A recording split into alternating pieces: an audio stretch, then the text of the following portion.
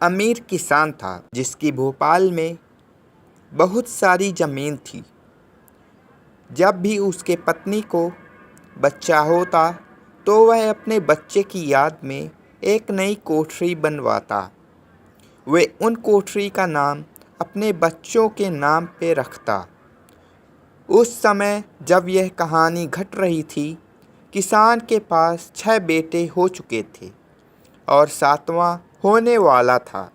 दुर्भाग्य से किसान की पत्नी बच्चा देने से पहले ही मर गई। किसान अपने बेटे और पत्नी के दुख में होश गंवा बैठा और अपने खेतों में ध्यान न दे सका और फलस्वरूप सारी फसल नष्ट हो गई और वह दिवालिया हो गया। कहा जाता है कि एक रात उस किसान ने गुस्से में आकर अपने सभी बच्चों का 7वीं कोठरी पर कत्ल कर दिया। उसने उन सभी बच्चों को उन्हीं के नाम पर बनी कोठरी के सामने दफना दिया और 7वीं कोठरी में जाकर खुद को लटका लिया। समय बीतने के साथ 7वीं कोठरी को छोड़कर सभी कोठरियों को तोड़ दिया गया और ज़मीन बेच दी गई। जो घटना 7वीं कोठरी में घटी थी, उसको जानने के बाद कोई भी उसको नहीं खरीदना चाहता था, इसलिए उसे वीरान खेत में छोड़ दिया गया।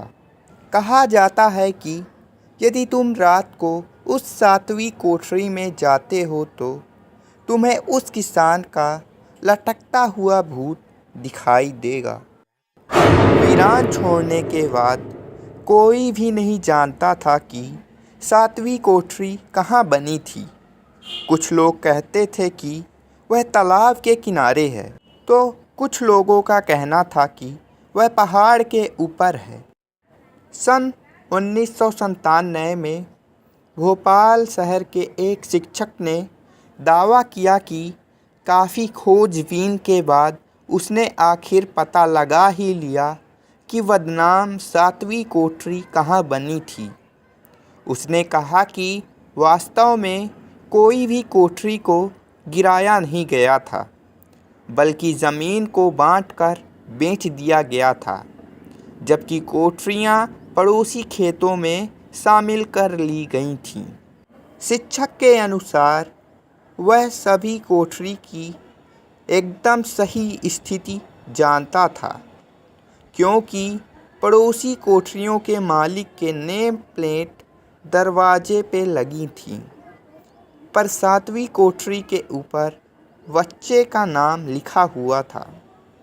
भूतिया घटना देखने और रिकॉर्ड करने की आशा से शिक्षक और उसका बेटा रात को कोठरी के लिए रवाना हुए। अगले दिन शिक्षक की पत्नी ने अपने बेटे और पति के लापता हो जाने की रिपोर्ट पुलिस को दी। पुलिस ने उनकी गाड़ी रोड के किनारे पाई। आसपास की जगह खोजने पर उन्हें खेत में एक कोठरी मिली, जिसके छत से शिक्षक और उसके बेटे की लाश झूल रही थी।